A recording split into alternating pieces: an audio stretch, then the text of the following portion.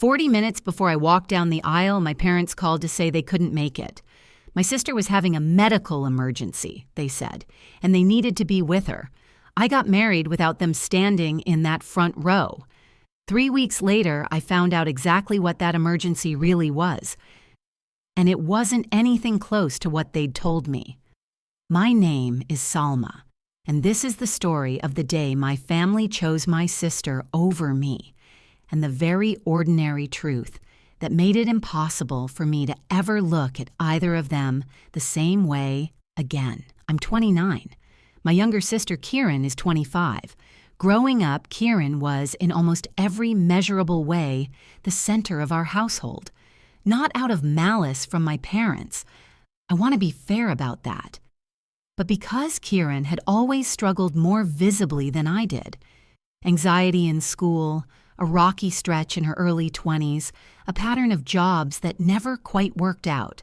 My parents worried about her constantly, and that worry shaped nearly every family decision for as long as I can remember. I never resented her for needing extra care. What I resented, slowly, over the years, was the quiet assumption that I didn't need any care at all, that because I was stable, employed, and generally fine, I could always wait. Birthdays, achievements, even my college graduation got quietly deprioritized whenever Kieran was going through something, which was often. I met my husband, Tariq, 4 years ago. He was patient with my family in a way I still find remarkable. When we got engaged, my parents were happy for me. Genuinely, I believe. Kieran was happy too, at least on the surface. Wedding planning went smoothly for the most part, though there were small signs I chose to overlook. My mother spent an unusual amount of time checking in on Kieran during our cake tasting. My father missed our venue walkthrough because Kieran needed a ride somewhere. None of it felt unusual in isolation. This was simply how our family operated. Kieran's needs came first, mine came second, and I'd made peace with that pattern years ago. 2 weeks before the wedding, Kieran mentioned, almost casually, that she'd started seeing someone new.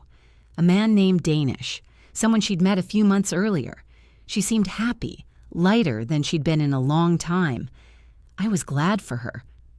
I remember thinking, with real relief, that maybe things were finally settling down for her, right as my own life was about to reach one of its biggest milestones. The morning of my wedding, everything felt right. My mother helped with my hair. My father teared up looking at my dress. For a few hours, it genuinely felt like Kieran's usual gravitational pull on the family had loosened just enough for the day to be mine.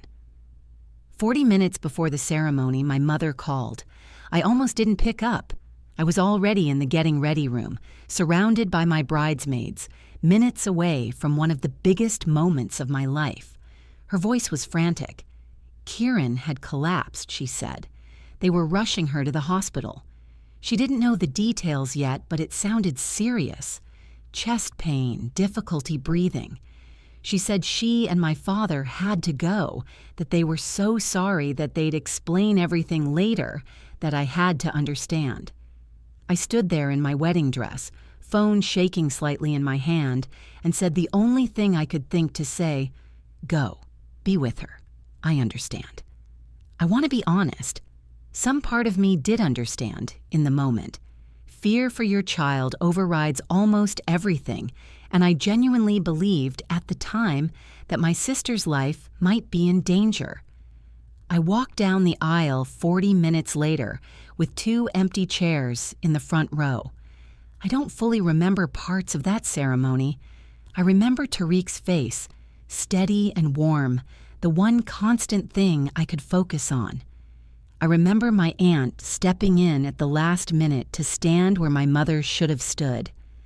I remember smiling through the reception, through the toasts, through every photo, while checking my phone under the table every few minutes for updates that came slowly and vaguely.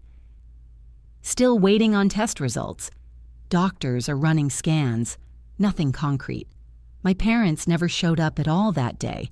Not for the reception, not for the send-off, not even for a phone call once the reception was ending.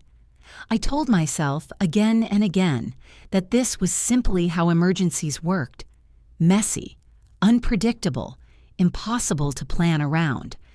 It wasn't until the next morning, when my mother finally called with an update, that I learned Kieran had been discharged overnight. The diagnosis, she said, was a severe panic attack brought on by wedding-related stress. No further hospitalization needed. Everyone was relieved. I was told gently that I should be glad it wasn't anything worse. I was glad. I also spent my first morning as a married woman quietly wondering why an anxiety episode had required both of my parents to disappear from the most important day of my life, with no one else even considered as an option to sit with her instead. I didn't confront anyone right away. Tariq and I left for our honeymoon 4 days later, and I told myself I'd deal with the feelings once we were back, once the initial hurt had settled into something I could talk about calmly instead of angrily. While we were away, though, something didn't sit right with me. I kept replaying the vagueness of that hospital update: test results, scans, language that felt oddly clinical for what had ultimately been described as a panic attack. I also couldn't stop thinking about the timing, not the wedding day timing, the timing of Kieran's new relationship, which had started just weeks before the collapse. When we got back, I had lunch with a cousin who was close to Kieran, hoping for an innocent, ordinary explanation that would let me let this go. What she told me instead was that Kieran and Danish had gotten into a serious argument the morning of my wedding, the kind involving raised voices in a parking lot outside Kieran's apartment, witnessed by a neighbor who happened to be my cousin's coworker. Kieran had, apparently, worked herself into real distress over the fight, distress that was genuine enough, but had absolutely nothing to do with any medical emergency requiring immediate hospitalization. I asked my mother directly, calmly, 3 weeks after the wedding, to walk me through exactly what had happened that day. Her story shifted slightly under direct questioning. She admitted that Kieran had called her in a panic, extremely upset, saying she felt like she couldn't breathe after the fight with Danish. My mother, worried it might be a genuine medical episode, insisted they go to the hospital as a precaution, just in case. I asked why urgent care or a phone consultation with a doctor hadn't been considered instead of both parents abandoning my wedding entirely. My mother didn't have a good answer for that.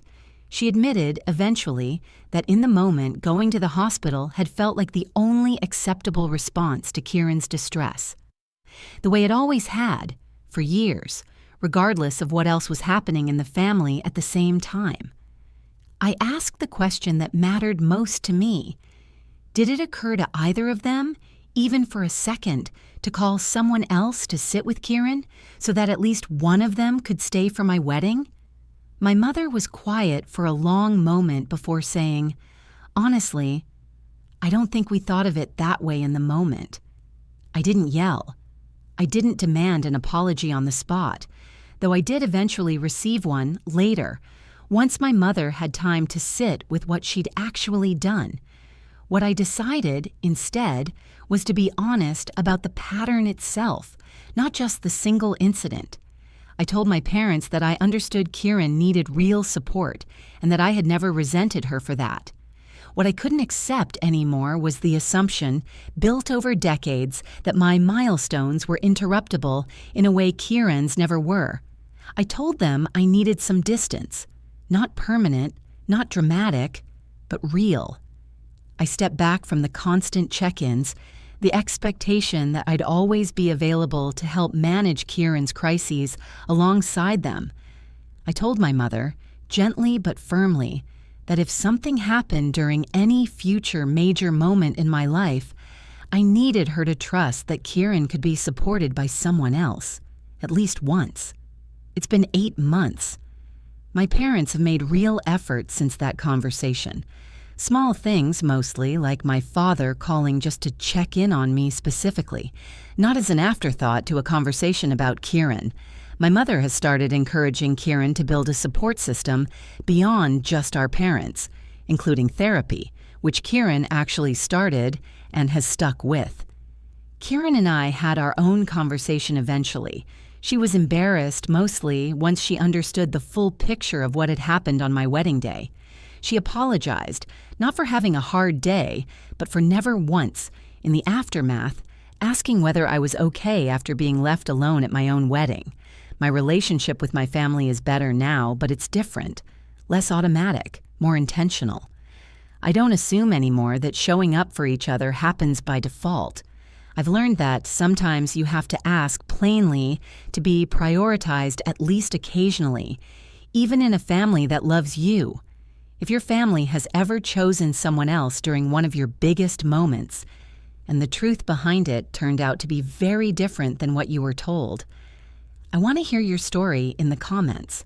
Subscribe for more real, emotional family stories every week. Suggested description copy: they left my wedding for a lie. 40 minutes before I walked down the aisle, my parents left for a medical emergency involving my sister. I got married with 2 empty chairs in the front row. 3 weeks later, I learned the truth, and it wasn't anything close to what they'd told me.